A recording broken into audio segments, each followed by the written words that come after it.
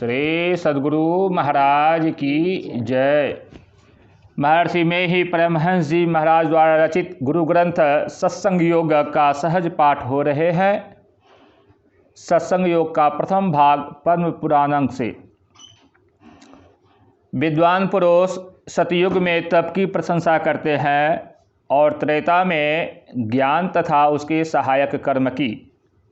द्वापर में यज्ञ को ही उत्तम बतलाते हैं, किंतु कलयुग में एकमात्र दान ही को श्रेष्ठ माना गया है। संपूर्ण दानों में एक ही दान सर्वोत्तम है, वह है संपूर्ण भूतों को अभय दान। इससे बढ़कर दूसरा कोई दान नहीं है। जो समस्त चराचर प्राणियों को अभय दान देता है, वह सब प्रकार के भय से मुक्त होकर परब्रह्म को प्राप्त होता है। अहिंसा के समान न कोई दान है न तपस्या। जैसे हाथी के पद चिन्ह में सभी प्राणियों के पद चिन्ह समा जाते हैं, उसी प्रकार अहिंसा के द्वारा सभी धर्म प्राप्त हो जाते हैं। पद्म पुराण पृष्ठ 143। राजा श्वेत। विदर्भ देश के राजा वसुदेव के पुत्र की कथा। अगस्त्य जी ने श्री राम जी को कहा था कि राजा श्वेत ब्रह्मा के लोक में गए, दान नहीं किया था, अतः उसको वहाँ भी भूख प्यास सताती थी।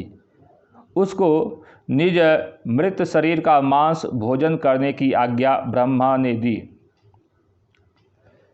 पृष्ठ 311-312 में गुरु तीर्थ बड़ा उत्तम तीर्थ है, मैं उसका वर्णन करता हूँ। गुरु के अनुग्रह से शिष्य को लौकिक आचार व्यवहार का ज्ञान होता है, विज्ञान की प्राप्ति होती है और वह मोक्ष प्राप्त कर लेता है। जैसे सूर्य संपूर्ण लोकों को प्रकाशित करते हैं, उसी प्रकार गुरु शिष्यों को उत्तम बुद्धि देकर उनके अंतर जगत को प्रकाशपूर्ण बनाते हैं। सूर्य दिन में प्रकाश करते हैं, चंद्रमा रात में प्रकाशित होते हैं और दीपक केवल घर के भीतर उजाला करता है। परंतु गुरु अपने शिष्य के हृदय में सदा ही प्रकाश फैलाते रहते हैं। वे शिष्य के अज्ञानमय अंधकार का नाश करते हैं, अतः शिष्य के लिए गुरु ही सबसे उत्तम तीर्थ है। स्कंद पुराण। गौड़ी माधवी तथा पौष्टी पौस्तकी विजया यथा षडेता मदिरा प्रोक्ता वर्जनीया मुमुक्षुभि। गुड़ की बनी हुई, महुआ की बनी हुई और आटे की बनी हुई, ये 3 प्रकार की मदिरा प्रसिद्ध ही है। और अफीम, भांग, तंबाकू, ये 3 प्रकार की और मदिरा है। ये सब मिलाकर 6 मदिराओं को मोक्ष के चाहने वाला पुरुष त्याग देवे। वैष्णव धर्म दिवाकर से उद्धृत। श्री सद्गुरु महाराज की जय। मनुस्मृति अध्याय 2। यथा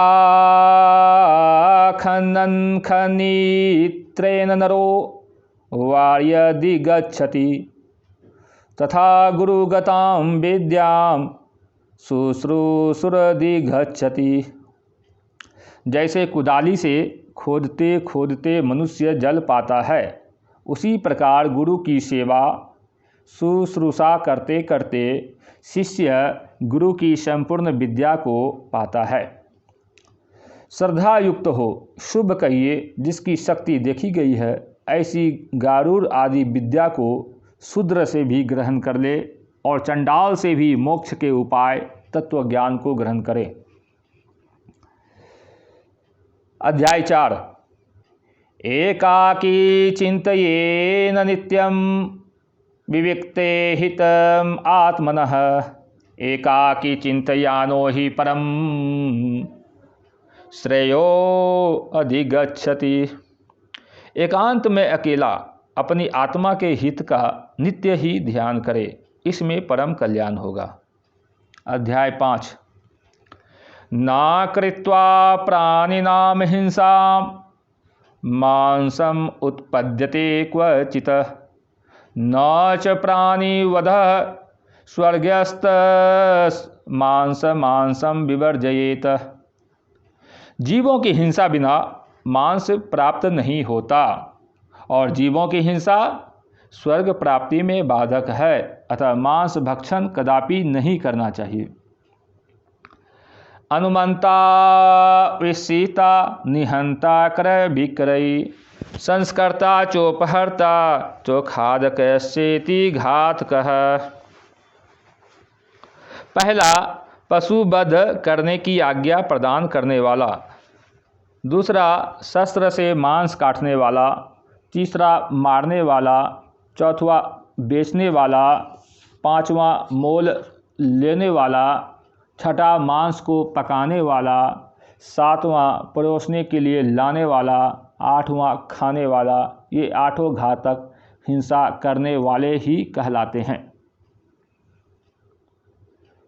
स्वमांसं परमांसेन यो वर्धयितुमिच्छति अनभ्यर्च्य पितॄन् देवांस ततो अन्यो नासत्य पुण्यकृतः। जो मनुष्य दूसरे के मांस द्वारा अपने मांस को बढ़ाने की इच्छा मात्र करता है, उससे अधिक दूसरा पापी नहीं है। मांस भक्षयितामुत्र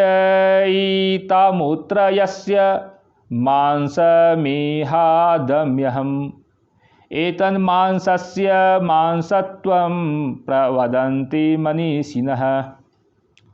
मांस पद का वास्तविक तात्पर्य महर्षियों ने यही बतलाया है कि जिस जीव का मांस हम भक्षण करेंगे वही अन्य जन्म में हमारे मांस को भी भक्षण करेगा।